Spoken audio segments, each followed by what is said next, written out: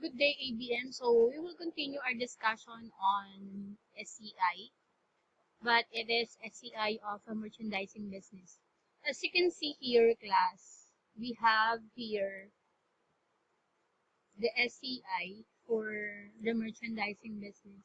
It is more complex compared with the service, uh, SCI of the service business. So let's compare. This is the SCI for the service, while this one is the SCI for the merchandising, sorry. Okay, so ang dami. Before you come up with the net sales or before you come up with the net income, there are a lot of computations you have to proceed or you have to get. So you have to get net sales, net purchases, net cost of purchases, and then goods available for sale, and then you have your cost of sales or the cost of goods sold. Okay, before we have that, class, let's have now this. Okay, so these are the steps in preparing the SCI. So the first one is prepare the statement heading. So we have here the statement heading. This is their statement heading. So the name of the business, Green Valley Merchandising. Statement of comprehensive income, the type of financial statements you are preparing, and the period covered. Take note, we will be using for the period ended, for the month ended, or for the year ended. Kasi kino-close natin to at the end of the accounting period. Ibig sabihin, pag kino-close, mas-zero yung kanilang balance. Okay? So, the next step is determine the revenue. So, we have the sales less sales returns and allowances and the sales discount. Pag sinabi nating sales class, ito yung account title na ginagamit natin pag merchandising. Sales is the principal source of income of a merchandising business. So, net sales, sorry, this is net sales. Net sales, okay, bakit nawala siya? Ayan. Ayan, net sales. Net sales is computed, okay, by deducting sales by deducting the contra revenue accounts. So, these are the contra revenue accounts kasi nasa debit yan. Diba, pag nagbenta ka, okay, you have your credit, sales, and then pag nag-return sila sa'yo, pag sinabi kasi nating sales returns and allowances, ito yung mga goods na ni-return sa'yo, okay, or ginawa na lang, instead na ini-return, parang in-offset na lang dun sa binili. And then discount naman, sales discount, binibigay kasi yan kapag nagbabayad promptly. For example, nagpautang ka, tapos nagbigay ka ng sales discount, babayaran niya within 10 days. So, bibigyan mo siya ng 2%, so magkakaroon siya ng sales discount. So, kabawasan yan sa sales. Okay, the third step is determine the net cost of purchases. Okay. So, by the way here, class, we still have another total revenue sa baba. Pero, saka lang natin dinagdag kasi hindi naman siya related sa merchandising. Kaya, as you can see here, other income, rent revenue. Kasi nasa ating illustrative problem. Ayan. Rent revenue na 10,400. Okay, so the next step is determine the net cost of purchases, cost of goods sold, and gross profit. So, this is the formula on how to get those things. So the first one is, how do we get the net purchases? So this is the formula class, or this is a proforma for this one. Okay, eto, galing yan dito. Okay, so we have purchases of 270,000. Purchase returns and allowances, we will add this one and deduct natin from the purchases. Pag sinabi nating purchases, ito yung mga binili mo, okay, na maging puhunan mo para dun sa merchandising mo. For example, your business is sari-sari store. So, purchases ang gagamitin mo if you will be using periodic. Perpetual naman kapag merchandise inventory. So, there are two methods or there are two inventory system kasi, okay, pag mga perpetual class, usually yun yung mga mamahalin.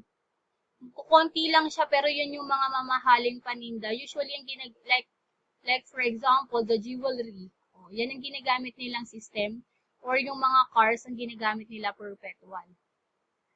So, kapag naman periodic, mostly mga bultuhan pero mga maliliit lang yung, or hindi ganun kamahal yung kanilang tinitinda or yung price ng paninda.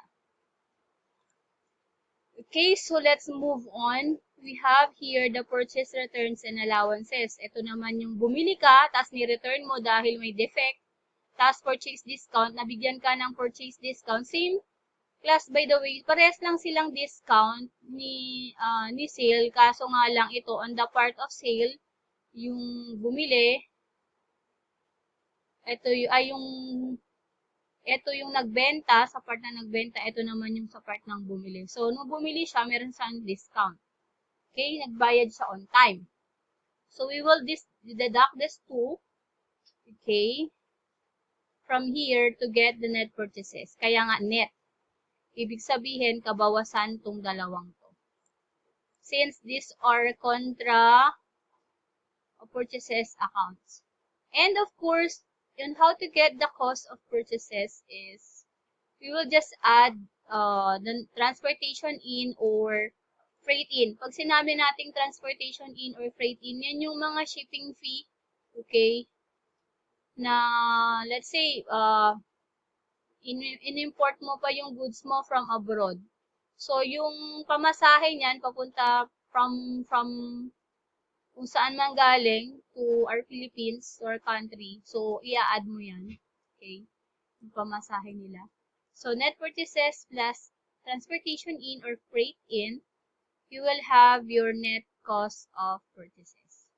So, as you can see here, 265, 600 is just the same with this one, 265, 600. Okay?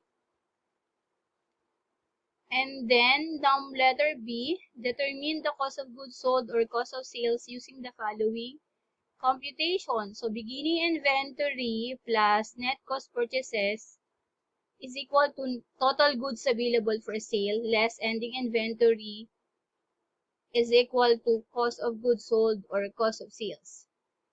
So, yung beginning inventory mo from your net cost of purchases plus yung beginning inventory mo, ito yan, class. Wait lang. Ito yan. So, you have here 265, right? So, gagawin mo lang, you'll just add the beginning inventory, okay, to get the total goods available for sale. And then, you have to less the ending inventory to arrive at your cost of goods sold, okay? This is your cost of goods sold. So, as you can see here from our SCI of the Green Valley, okay? So, the cost of goods sold is just the same up there. This is 257,600. So, marami siya, no? You have to memorize the formula. So, this is now on how to, letter C, determine the gross profit formula or the gross profit using this formula. So, net sales less cost of goods sold or cost of sales. So you have your gross profit. So based from this one, so we have here the net, 'di ba? Ito yung ating net sales. Ile-less natin from cost of goods sold. So ito yan, 257. So our gross profit will be 190,400. So ito yan. Ito 190. Click tayo dito. 190, 400. See? This is the gross profit. Okay? Let's now proceed with this one, class. So, i-add natin kung may additional revenue siya. So, ang total revenue na natin is, o ni Green Valley is 200,800. Okay? So, these are the operating expenses. By the way, we have two classes of, we have to distinguish whether those expenses are for selling expenses or for general administrative expenses or other expenses. Pero we have two main expenses kasi for merchandising, selling, and general admin. Kapag walang kinalaman sa pagbebenta or sa merchandising business class, you'll consider that as general and administrative. As you can see here, class, we have sales, uncollected accounts, yung pautang mo, advertising. So, it is related with the selling. Depreciation ng store equipment. So, yung store, syempre, yung store may kinalaman sa selling. And then, we have store supplies and we have miscellaneous selling expenses. So, lahat na may kinalaman sa selling expenses, you will categorize that as selling expenses. Kapag general and administrative, of course, you will consider that one as general and admin. As you can see here, office salaries, rent, insurance, depreciation of the office equipment, office supplies, miscellaneous of admin expense. So, lahat yan related yan sa general and admin. Okay? So, that is our now fourth step, which is we have to determine the operating expenses.